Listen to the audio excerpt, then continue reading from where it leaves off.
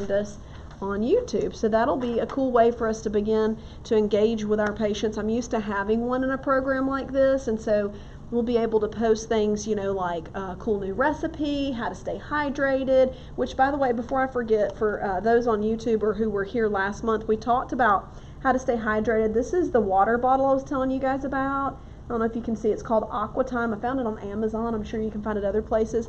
The cool thing about this water bottle is it holds half of your daily amount of water for you to drink in a day. So if you drink 2 of these, that's your 64 ounces. But it has the times on here. So if you get behind, then you can go, oh, just need to drink a little bit to get caught up, and it kind of makes you accountable to that. The other thing is it's got the infuser on the inside, so you can put fresh fruit. I've been actually putting frozen fruit in there because it keeps it cold and it also lasts throughout the day. And so whatever, so right now I've got mango pineapple water, so quite fancy. Sometimes I put lemon or mint in there. Frozen strawberries is actually pretty good. But if you're like me and you don't like to drink just plain water, it's a good way without a lot of calories to get your water flavored, and you're also avoiding, I don't care for like the artificial sweeteners and stuff. So that's a way to get, yeah, lemon water's good, right? Let me see what else I had in here, because I wanted to show you guys a few other things in case you didn't know, is that about a month and a half ago, we actually added a recipe wall. So our suite for the program is upstairs in suite 260. So we actually just added a recipe wall, and this is based off of all of the recipes that we have been teaching in our bariatric cooking class. And so the cool thing when you come to class is you get recipe cards to take with you. It's got the grocery list on the front. It's got the preparation instructions on the back. You get to taste it. Last week we did breakfast for dinner. That was a request by some of our patients. And so we did egg frittatas, which is a fancy way of saying like an omelet that you bake in like a muffin tin. But she was really creative with ways of adding more protein in it. It still tasted good. And then we sampled a protein smoothie that she made too, but 2 different kinds of egg dishes.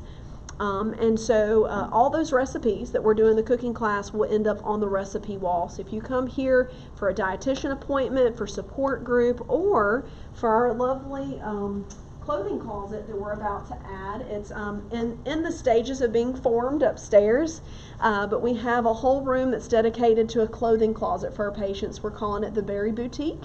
And so if you guys, as you go through your journey, have clothes that you would like to donate that now you have shrunk out of, I am actually in high demand for larger sizes. I've got quite a bit of the medium, large, extra large, so I'm specifically looking for 2X, 3X. I'd even love it, believe it or not, up to 5X, because I've had some patients that that started out at 5X, and actually I had one lady about 2 months ago that started out and lost quite a bit of weight before she even got to surgery with the pre-op diet and all that. And so anywhere from I would say extra large up to 5X is really our biggest need right now. We've got some communication going out into the community and here at the hospital for donations, but I would love for our patients to give back in that way, and plus it helps you get it out of your house. So we'll take it from there. I actually just met a volunteer from Volunteer Services here at the hospital that's going to help us to organize our closet and keep it tidy. She'll go through the donations and get everything ready for you guys. There is a private changing area that is dedicated to our patients. Some of our patients really don't want to go out to a store right after surgery. First of all, a lot of times you don't even know what size you are, right? And so this is a place where you've got a private changing area made specifically for our patients, and you can just try on whatever sizes you want, take as much as you want. It is there as a resource for our patients. Okay, so tonight we're actually going to talk, I'm going to read a little bit out of this book called Dying to Change. I read this book probably 10 years ago, and it really impacted me as I was getting into bariatrics. It's called Dying to Change, My Really Heavy Story, and this book is actually written by a lady named Katie J. And Katie J is very well known in the bariatric world. She had gastric bypass years ago, and she is actually a certified weight loss surgery life coach, and she is the director of the National Association for Weight Loss Surgery, It's called NAWLS, let me start over, I'm getting dyslexic. NAWLS. So you can go there to that website if you're interested. I have met Katie J a couple of times, absolute pleasure. She is a wonderful lady. So this was her before, if you guys can see, and then this is her after her weight loss surgery journey. She did have gastric bypass. But part of this book I wanted to share with you guys and just begin having that conversation. Tonight is the night of the month that is normally dedicated to patients who are about to have surgery, have freshly had surgery, so folks that are new to this journey. And so that's why when I was thinking about the topic for tonight, this part of her book actually kind of touched me a little bit, and I want to talk about that. And so I'm going to read you a little bit of the first part of this chapter. And what she's talking about is doctors and nurses. And she says, let's see, the Fool's Hall of Fame in my life is crowded. Of course I'm in it, but it irks me that so many of my physicians and nurses are in it too. I have not been silent about my condition. I have articulated well that I have tried everything I can to think of and have not been able to resolve my own weight problem. And she's talked about it to every doctor that she's seen. I gave up sugar and flour for more than a year. I tried a liquid protein diet with great success, only to gain it all back. I attended support groups for compulsive overeaters for a long, long time and did what I was told. I'm still perceived as fat and lazy. I have more willpower than most people I know. It's not a willpower problem. It has been scientifically proven, yet many doctors and general public, they don't seem to get it. That's very emotional. And I can tell you that in my time serving bariatric patients, a lot of our patients come into surgery and it's a last resort. They've tried everything else. Some of our patients, their doctors have sent them and said, you're going to die if you don't do this. We have a patient that normally comes to support group who was down to like 20% lung function. His doctor said, this is it. And so he did. He had weight loss surgery, and now he's like up to 80% lung function. It's really impacted his life. But what I find is that a lot of our patients come and they're frustrated, Have you guys ever felt like you've been treated like that before? Mm-hmm. Tell me about that. Well, I've been in doctor's offices with health issues, and I've even had a doctor look at me and tell me, if you just want to push away from the table, it might solve half your problem. Mm-hmm. And the dude is as big as me or bigger, mm-hmm. and telling me I need to push myself away from the table. Mm-hmm. So yeah, I've been in that category, and to the fact of being judged and knowing that I'm doing what I need to do, or mm-hmm. trying to do what I need to do, mm-hmm. and not being successful. Mm-hmm. So it's very frustrating. Mm-hmm. And hurtful. Yeah. Yeah.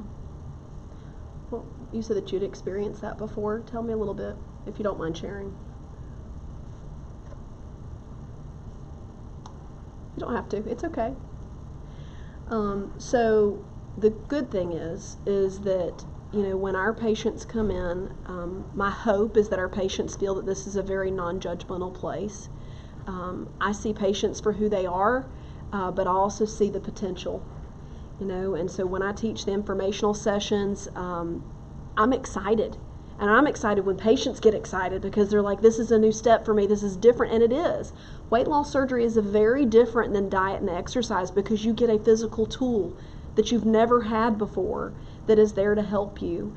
And, I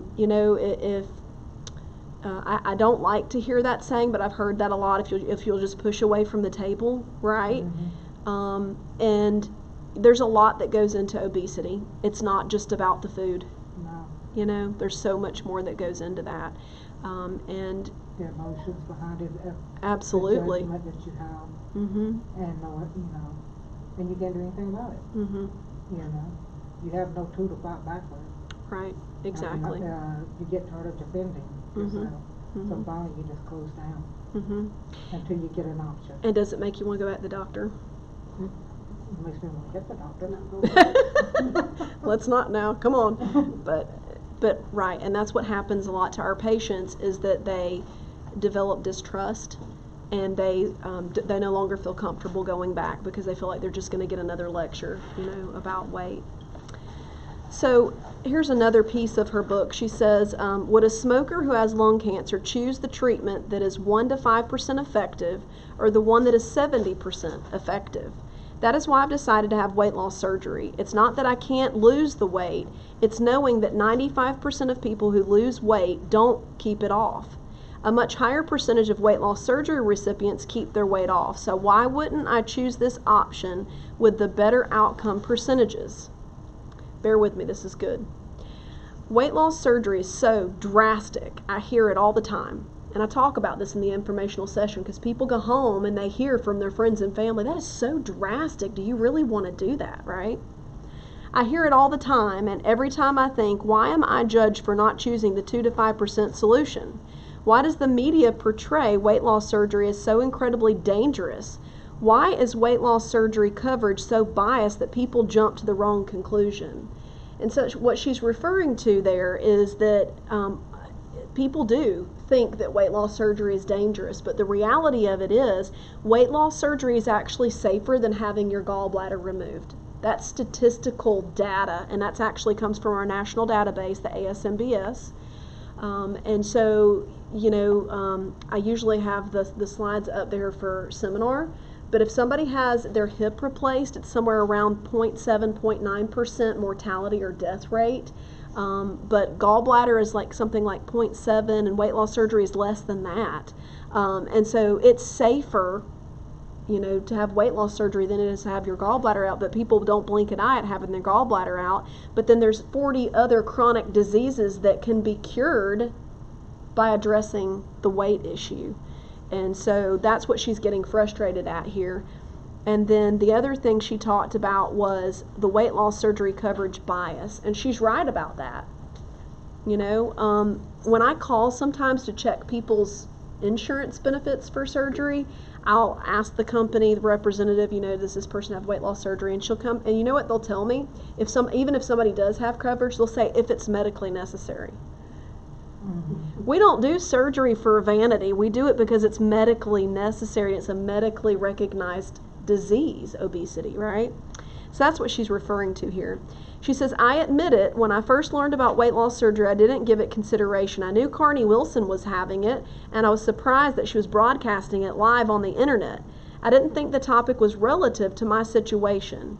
A few years later, when I learned that my roommate from an inpatient eating disorder treatment program had weight loss surgery, I didn't perceive it as an option for myself. So what she disclosed at the beginning of this book was that her starting weight was around 331 pounds. And that's what I find as well, is that a lot of times people don't realize that they are actually a candidate for weight loss surgery. And part of the issue is that obesity in the United States is so prevalent that a lot of times people, they're looking at somebody and thinking, well, they're not heavy enough. But that's why we look at the BMI. That BMI of 35 or higher, that is how medically we determine the severity of obesity, right? And so sometimes people, especially out in the public, they're thinking of that super morbidly obese patient, not just the morbidly obese patient, but it's just as dangerous because of all of the other chronic diseases that go along with it. So she talks about chronic fatigue. She said, I had a bout of chronic fatigue accompanied by severe body and joint pain. It lasted about a year, and I treated it aggressively because my doctors wouldn't. They only diagnosed me as fat. One doctor rolled her eyes at me, another called me a hypochondriac, and another had a mean nurse who, after making me wait well over an hour for a fasting blood test, claimed in a condescending voice that doing the blood work was a courtesy. Is that why I had to pay an appointment fee to come in here? Was for a courtesy? She said, in retrospect, I wonder if the nurse felt it was somehow okay to speak rudely to me because I was fat. That's when a wafer-thin friend of mine, that is what a wafer-thin friend of mine suspected. This friend had always had aches and pains, scrutinized by every physician that she had ever gone to as if it was a very serious problem. When she was in her mid-30s, she complained of slight chest pain and was sent home with a portable heart monitor for the weekend. I had complained of chest pain several times in the past, but I'd never been sent home with a monitor. And she also was tested for Lyme disease and Epstein-Barr. So what she's talking about is, here she was complaining of the same thing, but her doctor was not treating her the same way that the doctor treated her thin friend. And so what she actually starts doing after that episode is anytime she went to the doctor afterwards, she said, I want you to treat me like you would a thin person. Because she didn't feel like that they were taking her seriously, you know? What are your thoughts on that, guys? It's so true. Inequality is everywhere. Mhm. It's in the workplace. Mm-hmm. It Yeah. doesn't matter where you're at, that's the same. You get treated differently for the way you look or Mm-hmm. whatever. I'm actually putting together a presentation for like staff education on bariatric sensitivity, and one of the slides talks about the bias in the workplace. And I actually had a patient, this was several years ago, he was a male and he worked in the business world, and he did not come for quality of life. He didn't come to get his health back under control. He came in and the very first thing he told me was, I'm pretty sure that I'm being bypassed for a promotion in my job because of my weight. And that's why he chose to have weight loss surgery. Now, don't get me wrong, he had health conditions that got better with surgery, but that's what made him decide to have weight loss surgeries, because he was like, I'm pretty sure that's what's going on here, you know, and it's not fair, it's not right. They weren't taking into account anything else, you know.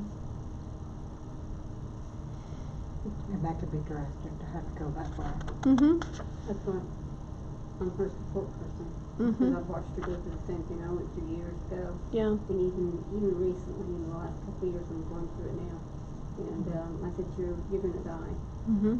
And doctors keep treating for the wrong damn thing. Mm-hmm. Mm-hmm. Sorry. Mm-hmm. So I went with her to her heart doctor. Yeah. And I really pushed the thing about her heart rate and everything. Yep. She's got on a heart monitor right now. Mhm. I had to push it. See? For a week. Yep. At least you got it though, right? Yeah, but And you had to push.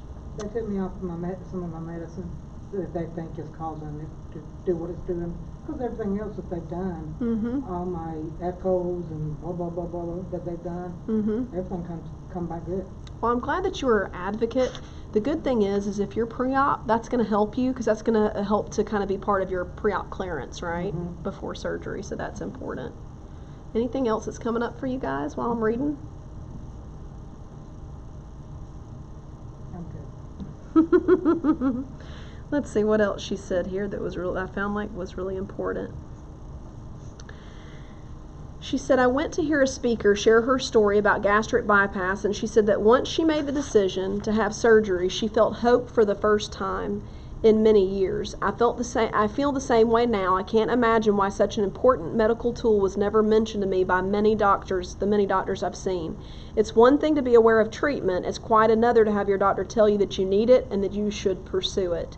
My insurance company will probably save money in the long run if I get surgery, yet it presents hoop after hoop after hoop of obstacles to get through.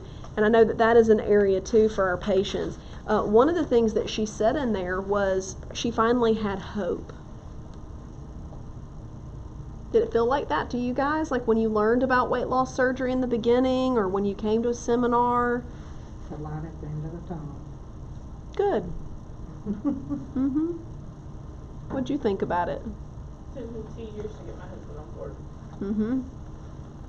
That's hard, you know, when your family isn't raring to go with you, especially when you make that decision, right? Right. So what changed his mind? I don't know if it's because, I couldn't play with my kids, or I think it was my kids. Mm-hmm. Yeah, because you want to be there for them, right? I'm young. Yeah. I'm 32 and I can't even play with my 1-year-old without, getting tired. Mm-hmm. Or my 3-year-old when the play kicks fall. I just can't do it. Yeah. I'm glad he came around. Mm-hmm. I'm glad he came around. I just hate it took 2 years. Yeah. Right. Well, we can't change the past, but I'm excited for your future, I'm very excited for your future. Do you guys know the biggest window of change for weight loss surgery patients? Is the first 6 months. Now, if we compare, just to kind of give you an example, Katie J has pictures in the back. This was her, let's see, I'm backwards. This is her here before surgery, and I'm going to come show you guys too. And this was literally 6 months after surgery. So here she is at Disney World with her son in a wheelchair because she couldn't walk. And this is her 6 months afterwards. Mm-hmm. Such a difference. Mm-hmm.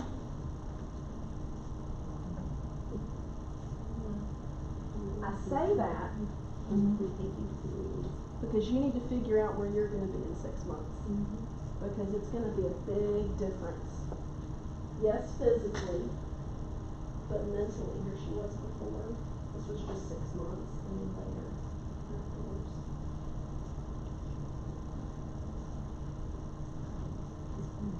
And so that's why we talk about that 6 month mark, and that's why I encourage people to take the pictures, because you're not going to remember. And what happens is, before surgery, when I say you want to take a picture of yourself, people are like, don't want the picture, don't want to remember it, but I promise you, you will want to compare, because visually, mentally for you, you need to see the side-by-side comparison, because your friends and family are going to see it, and they're going to see it in your face first, and then they'll see it start to melt away on your body too.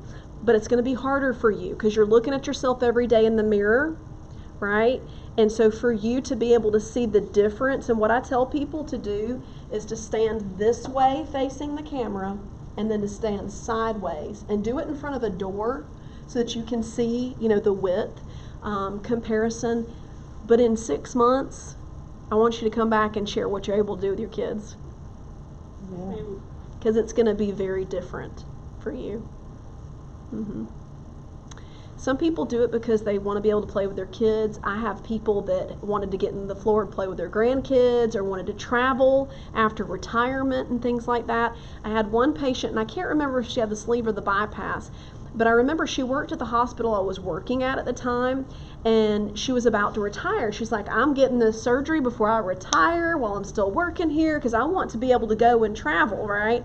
Well, she had both knees replaced. And I can't remember if it was before or after. It was probably after surgery. But I'll never forget, we had a fashion show and she was in it. And she stood in front of me and she said, have you ever seen somebody that was able to go down this far? And she bent all the way down. But she was out there hiking and enjoying her retirement and traveling all over the place. She couldn't physically do that before. And that's a huge difference for her. And that's my hope for everybody. And did you come to one of the seminars that we did? No, I watched Dr. Wynn's online, and Yeah. then I came for the drink thing that we did. Oh yeah, last month. Yes, ma'am. You got to get an aqua time. I brought that this time. The reason I ask is in one of the seminars, and I can't remember which surgeon it is, but one of the surgeon talks about that's his favorite part of his job is seeing patients at the 6 month visit, and that hands down agree. I love the one and the 18 month too. But 6 months is just the most drastic, and that's why we do the clothing closet, because it really is, it's quick. But that's also what we call the honeymoon phase. And so it's very important to be very particular with the food choices that you make, the portion sizes that you make, because those cravings that you have before that go away during that 3 to 6 month period of time, they will eventually come back, and you'll have to know, how am I going to handle that? You'll need to have a plan for what your plan is when it does come back. And the best thing that we can recommend is routine. Once you get in the routine of not drinking sugary drinks, then patients, if they stick to it, then they'll say, I don't want to go back, especially when you see the results of what you're getting, right? The payoff for that. And so that's the biggest difference between diet and exercise and weight loss surgery, is that you've got that physical tool to help you so that you get to that point where you're like, I don't want any more. I'm full, I'm satisfied, but yet you got to eat something, hopefully it's tasty. That's why we have the cooking classes too, to help support that. Yeah, thank you for sharing. That's a good reason to choose, and I look forward to hearing you come back and tell us what you did with your kids. Anything else, guys? I'd like to share that I started this journey probably 2 years ago or more, Mm-hmm. and I was totally embarrassed to even tell my husband that I was going on this journey, Yeah. which is weird because his mother was a tiny person at one time, and then she was so morbidly obese she couldn't even walk, and Mm-hmm. that's part of her reason she died. Yeah. But when I actually got the guts to tell him, he said, "I'm right here for you, whatever you have to do." Because I've been through so much crap. And yet, all that time you were waiting, but his response was better than you thought. Right. He said, you know, and my insurance company won't pay for it. He said, "We'll do whatever we have to do to buy the money." That's great. That's awesome. You know, I had a patient one time who his health was failing him, and his doctors told him, "You really need to do this," and he didn't have insurance coverage either. And I'll never forget what he told me. He said, "Amy, people take out loans all the time," and I'm not saying that you're doing that, but they do that for a car, for a house. He goes, "This is for me. I'm taking a loan on my life," you know, and boy, he made it worth it. I'll tell you, it was very life altering for him, you know. What were you going to share? Well, I said at the beginning, I was telling about being able to spend time with the kids. It's hard, period, and everywhere I go, they gotta go. So it's Yeah. hard, like actually being. But I'm more active than my health shows, but it's still hard. Mm-hmm. That's me, but I've been through it with my son for years. He's just now fixing to turn 17, but all the little out in the yard stuff.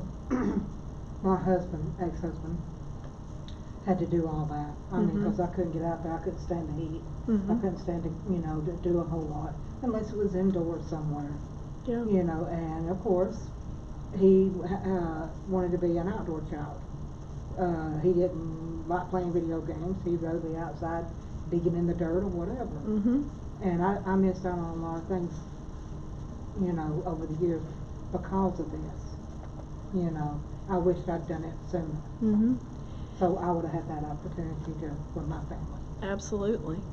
But I'm here now. So now and you're just- here. Now you got a plan, which brings me to. It sounds like you really push to get stuff, you know, to do.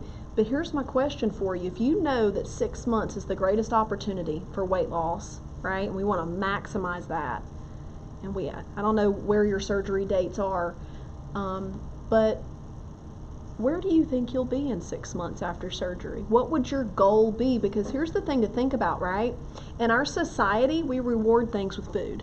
And it drives me nuts, right? She actually talks about this here in a minute, about our school system and everything. Church, even. I take my kids to church, they go get a donut. Or they don't, but it's there. They feed the kids donuts and Cokes and everything else. It's like, why would you do that? You're juking them up, you know, on sugar.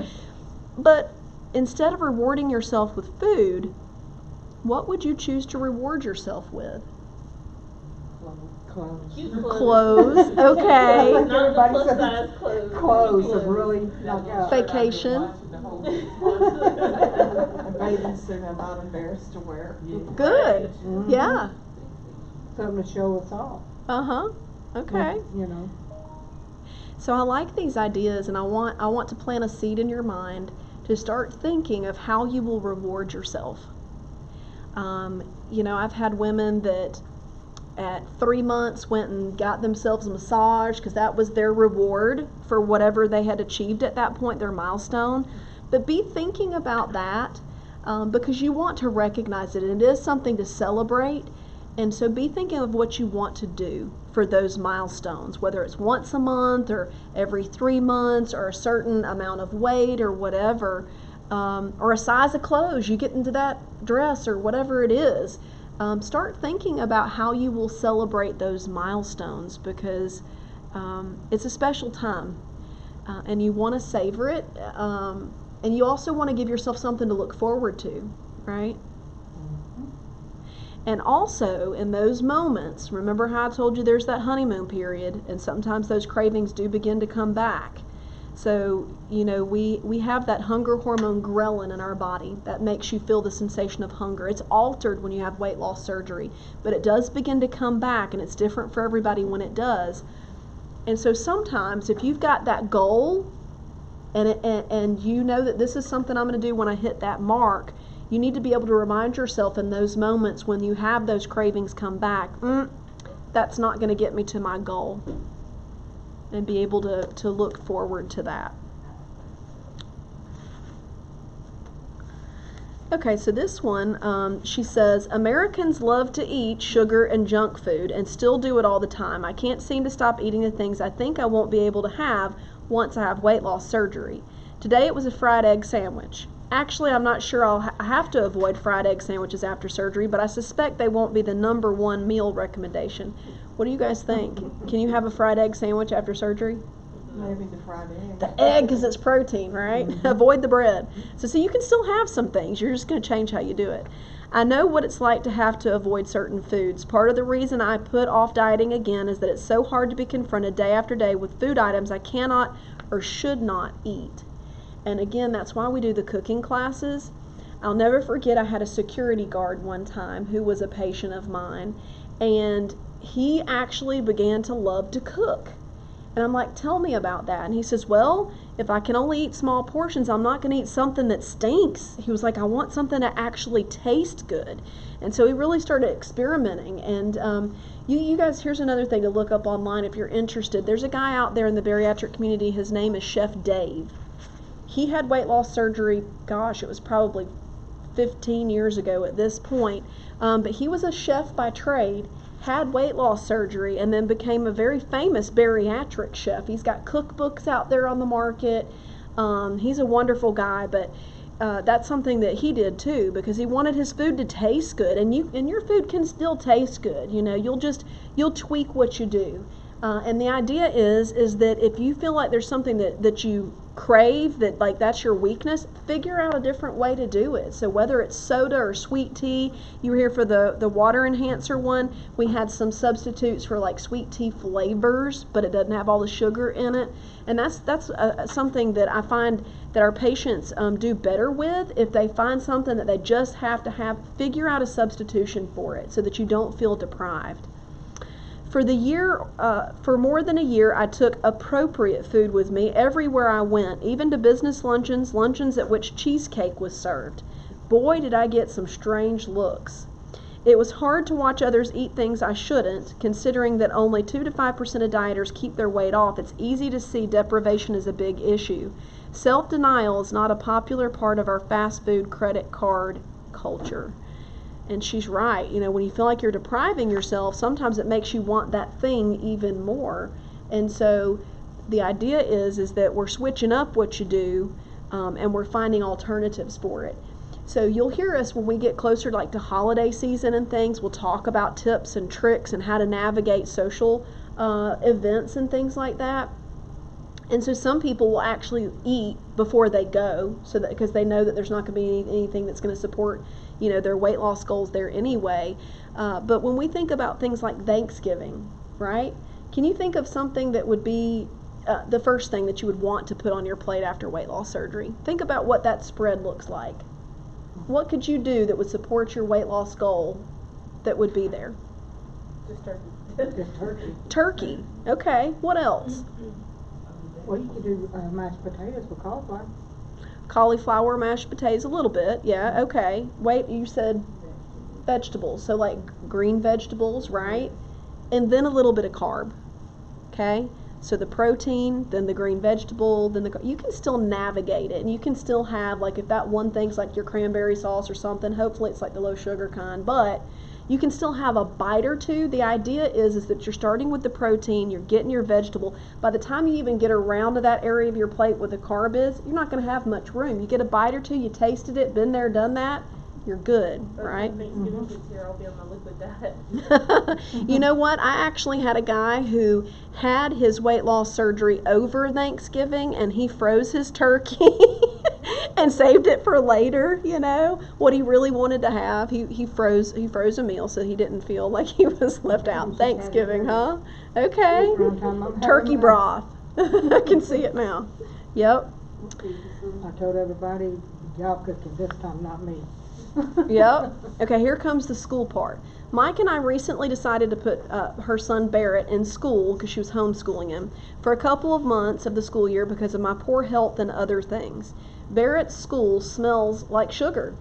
I noticed it when I went to pick him up. I had always known it subconsciously, but then it hit me like a ton of sugar cane. It was not a sugar odor, but a distinct cookie smell. I asked about it and I was told that cookie parties are the reward for good behavior at the school. Cookie parties. Oh my goodness, it must be an evil plot to feed our children mass quantities of sugar so that they will crave mass quantities of sugar so that they will buy mass quantities of sugar products when they start to spend their own money, and then we'll criticize them for getting fat. And so if you stop to think about it, there's a lot of situations like that. My kids aren't in elementary school anymore, but it drove me nuts, you know. I'd be the mom bringing in the fruit and whatever, and there's all this junk, and literally the kids were eating nothing that was nourishing to their bodies. And it's like, what message are we sending them, right? And so that's a struggle. And so that's why I say now's the time to think about, how are you going to reward yourself? Because what do we, as adults, what do? How do we reward ourselves with food? Cheesecake. Or going out, right? Oh, let's go out and celebrate. Everything's around food, you know? What do you think about what she said earlier when she talked about there for a while that she was actually taking her own food to functions? What do you think about that? It works. It works if you have enough time to prep for it. Exactly. And it's in the prep, right? Mm-hmm. The prep time. Agreed. Yeah. Because there's been a couple times I've taken stuff places that, Uh-huh. because I've been trying to lose weight, because most of my family are beanpoles. Mm-hmm. So, I mean, they don't care what they eat, so I try to watch what. And most functions that you go to don't have No. great options, I was right? like, let's have a cookout. I got hot dogs, hamburgers, potato salad, macaroni salad. And she's like, what can you eat? I'm like, none of that. You got chicken? Uh-huh, right? So you brought up a good point. You said prepping, right? That's the most time-consuming thing, and that might be something that you want to make a Pinterest board for or come up with ideas, because not only is it time-consuming to have to prep and plan ahead, but you're not going to be able to eat the same quantity of food that you did before, so you're going to have leftovers. You're going to have to figure out what to do with those leftovers. Whether it is that you've gone out to eat at a restaurant or, you know, you're cleaning up after dinner at home, you're going to have leftovers. And how does that feel? Good. Does it though? What were you taught when you were a kid? Clear your plate. Clean your plate. But if I can't, then I think that's good. So you're going to have to get used to either dealing with leftovers or being okay with throwing it away. And that's hard. I'm so okay with throwing stuff away. You know? But that can be hard for people.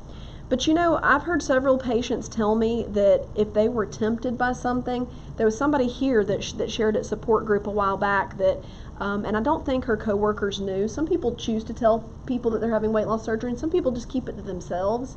But I don't think that her coworkers realized, and they thought that they were doing her a favor. And I can't remember if it was like a cookie or a cupcake or something, but they had had something at work, of course, to celebrate something, and somebody had come and sat that cupcake on her desk. So she thinks she's doing good, she's on track, you know, she's doing all those things that she was told she was supposed to do to be successful, and then there's that on her desk. That's hard. I still have 2 more kids' birthday parties to get through this year. I was like, oh. So you know what she did? She threw it in the trash because she knew if she put it in the trash, she would be grossed out and she wouldn't want to eat it anymore, you know? As a nurse, the number one area that you want to avoid is the lounge, because what do family members reward nurses with? Danny's Donuts, right? Cupcakes, cookies, all that. They don't bring anything healthy, but that's what's back there in the lounge. And so I've had some patients that literally just avoided the lounge altogether because it was a trigger for them, you know? So what to do with leftovers and to prep, something to think about. I had my refrigerator, there's a section of it, which is mine. Mm-hmm. Nobody else could get into it, that was my part of the refrigerator. And everybody respected that, and I was so lucky. Good. There are no boundaries with my children. They're like, oh, Mom, what you got? Mm-hmm. But you know what, that brings up another point, talking about your space and like what you have in the refrigerator is if you've got kids, you've got family, weight loss surgery doesn't just impact you, right? It's going to impact everybody else. So I had a patient one time, a husband and wife actually, who had weight loss surgery. I can't remember if it was the day after each other or a week after, but they had it together. And they had a son that was maybe 12 years old when they went through their weight loss surgery. So the husband and wife were on the same page, needing to eat the same way. And their kid wasn't in that boat. Now, he had weight issues too, but he didn't have weight loss surgery, right? And so they were on the same page, but I remember her telling me that she had gone to the grocery store, had her son with her, and for the first time she had gone through the grocery store aisle without buying Coke. And her 12-year-old threw a toddler tantrum right there in the checkout aisle because he wanted his Coke, you know, and she had to deal with that. And so, you know, you'll need to think through, if you share a house with somebody, a kitchen with somebody, a grocery list with somebody, how will you navigate that before and after surgery? Will it be okay with you if they bring things into the house that you're not supposed to have, especially if it's a trigger for you? That's something that you need to think about. That is a struggle. But my kids are like, Mom, can we get cookies? Can I pack cookies in my lunch? And I'm like, sure, you're going to have to pack them yourself, though, because I can't get Good for you. Yeah. But I've also quit buying the junk. We don't buy soda, we don't buy, I mean, cookies is the only reward that she gets for the week. And once it's gone, it's gone. So, how do you think you having weight loss surgery is going to impact your kids' eating habits and their health down the road? Well, I know that my kids are struggling because they don't do vegetables very well unless it's like broccoli or green beans. But I've thrown applesauce in the fridge and cheese sticks and sugar-free Jell-O, and they seem to be fine with it. So I'm like, woohoo! But So small changes, okay. They're still like, my oldest is 8 and my youngest is 1.5. So Emily's like, Mom, what can I have? I'm like, whatever's in that drawer. That's it. Yeah. There's no chips? No. So the way that they eat will likely change too. It's going to have to, because I can't buy groceries for 2 separate meals. Think of the power of this as females, that as the mom, you have the power to completely change the trajectory of your kid's health. That's pretty powerful, you know? And you know, what we know is that if a child has a obese parent, just one, they have a 50% chance of becoming obese themselves. If they have 2 parents, both parents that struggle with weight, they have an 80% chance of being obese themselves. And so I think that's quite powerful as the mom to be able to make those changes and to encourage them and to make it about healthy eating, you know? Another cool trick that probably the kids would like, this is good for adults too, is if you take some of the yogurts, like the high protein yogurts are the ones that we really want you guys to focus on, and I think it's triple okios or something like that is actually a really good one. It's really high in protein, but depending on the flavor, you can put some of those yogurts in the freezer and it will taste like ice cream, but it will still be a healthy version, you know. So that might be something to try with them, and they would feel like it's a treat. And you're like, just got you to eat some yogurt. You know? My kids love yogurt though. Yeah. They love yogurt, so it wouldn't bother them. Yeah. So that's a good treat, you know. All right, let's see what else she had in here. Okay, I want to have a sugar-free son. I don't want him to develop a cycle like the one I developed. My family denied me treats, so I began to treat myself in secret. I don't want that for Barrett. Ever since he was little, I have served him balanced meals and very small portions of sweets on occasion. I wanted him to have the treats, but also to understand that their appropriate place in his diet. Well, the cookie parties undermine that. So do the school candy sales, the birthday cakes, and the TV commercials. And that's true, right? Everything in our society points towards unhealthy things. In the presentation I'm working on, like I was telling you guys for staff education about sensitivity, it talks about have a Coke and a smile, right? You remember that commercial? Or the Trix Bunny Rabbit, or the clown Ronald McDonald, right? All of those things in our society has taught our kids that unhealthy food is fun, but it doesn't teach them about the effects on their body and their health. And so, it's difficult as adults, but especially if you're having to navigate that world with your kids too, What questions? Do y'all have any questions for me that you're thinking about, or anything that y'all want to share? Well, I'm leaving Saturday, Mm-hmm. going on a cruise. And I've never been, so I don't know how that scenery with the food is. Mm-hmm. They should have plenty of fruits and stuff that you I've can been, I've been on them, and they do have a lot of things that you can eat. Mm-hmm. A lot of fruit. Choose the salmon versus a big oh Mm-hmm. no. Just as it. Yeah, Mm-hmm. lots of same chicken. They have lots of different choices. But they That's do, one I of the know they reasons. do have fruit and Mhm. vegetables that you can get for sure. So you're one reason before I'm surgery, waiting. right? How far? Do you have a surgery date yet? No, man. Okay. So my That's why I'm biggest piece waiting. of advice would be to, instead of getting the dinner plate that's 9 inches, get a small salad plate.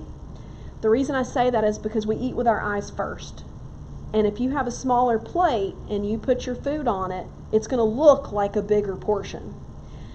But if you take that salad plate and fill half of it, 50% of that plate with a protein, whatever it is that you can, ham is probably not as healthy as chicken, but it's better, if you can't eat seafood, it's better than the other carbs that they've got out there. But some form, chicken, roast beef, ham, whatever else they might have. I love seafood, but if you can't have it, you can't have it. I don't know, I want it. And then a vegetable, and then a carb. So one thing, my challenge to you is on the cruise, you eat your protein first, then you eat your green vegetable, then you eat a bite or two of carb and see how you feel. I'm listening. And the other thing to think about, because cruises, that they get you at the food on cruises, right? The cheapest appetite suppressant is water. So in between meals, be drinking that water. Yeah, I love water. I love Mhm. drinking water. I don't Me drink too. it, like, I don't really, I'll back off the soda. I will tell you, I had a patient after surgery, and I can't remember how far she was. She probably maybe 9 months after surgery, but I'll never forget her coming back to support group, and she shared that she had just come back, and for the first time in her life, she did not gain a pound. She had a good time, and she did not gain weight on that cruise. And so, just by being purposeful and mindful. But I have been, and that's one reason I'm holding off about getting my surgery, is because I'd already paid Mm-hmm. my family and all of us going on a cruise. A bunch of us, there's about 20 of us. Mm-hmm. Family, old friends, but it's not my first one. I've been on about 4, Mm-hmm. and they have a good bit of variety of stuff, that you can eat, that you can be healthy. I mean, because I have a lot of people on there that does like to eat healthy. Yeah. But you also got a lot of dessert. We talk about it every day. Mhm. You're going on the cruise, when you come back, you're having surgery, what are you eating? So let's talk about that, since all you guys are pre-op. So you're going on a cruise. There's lots of food. How you gonna handle that before surgery? What's your mindset up here about that? Still eat healthy like I've been eating at home. Okay. The reason I ask, and this is a real thing, people have kind of like a going away party, right?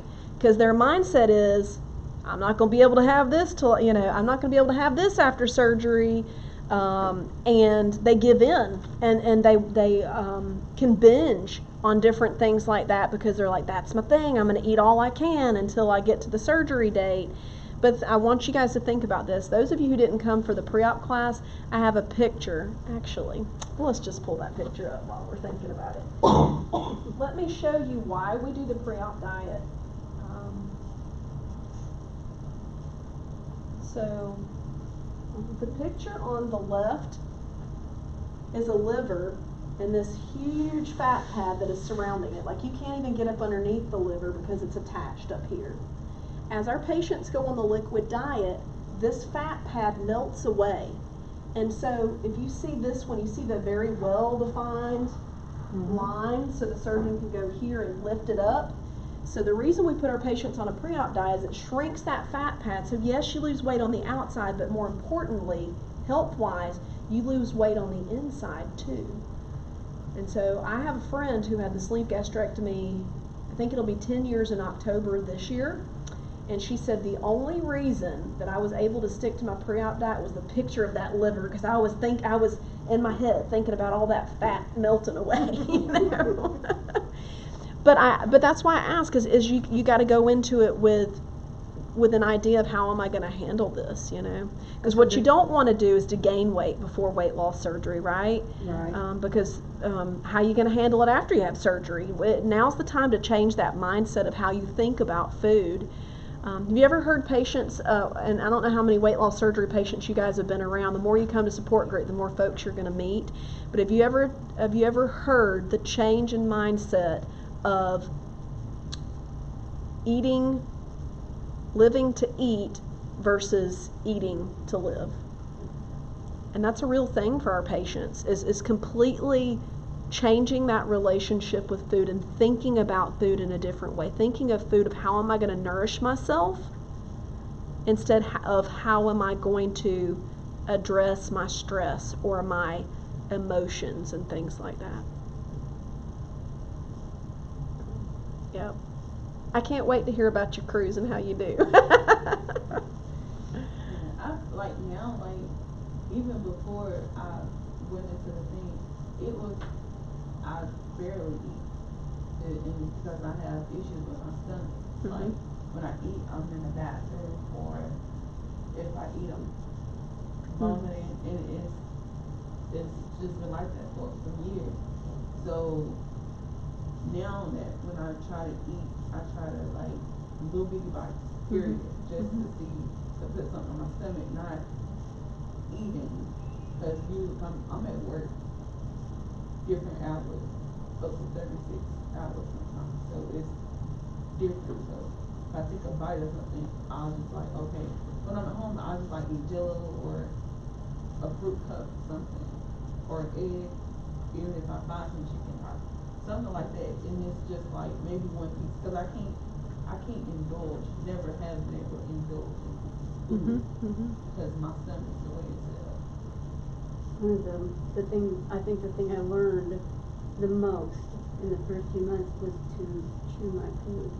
Chew it very well. I never noticed in my life that it was like 1 bite, 2 bites swallow.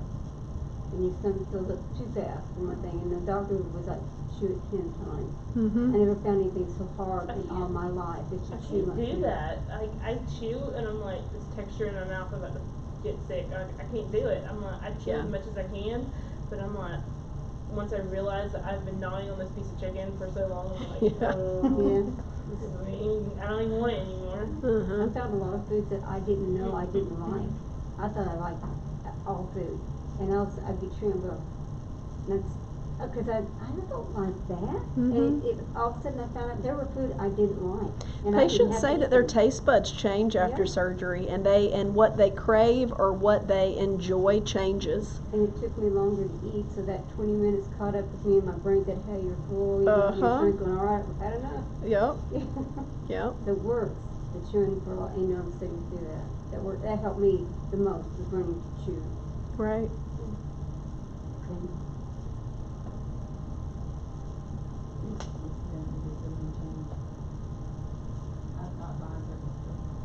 That's good. That's good. All about healthy choices. I hope you enjoy your cruise. Where are you going? We live from New York. I just don't know exactly where.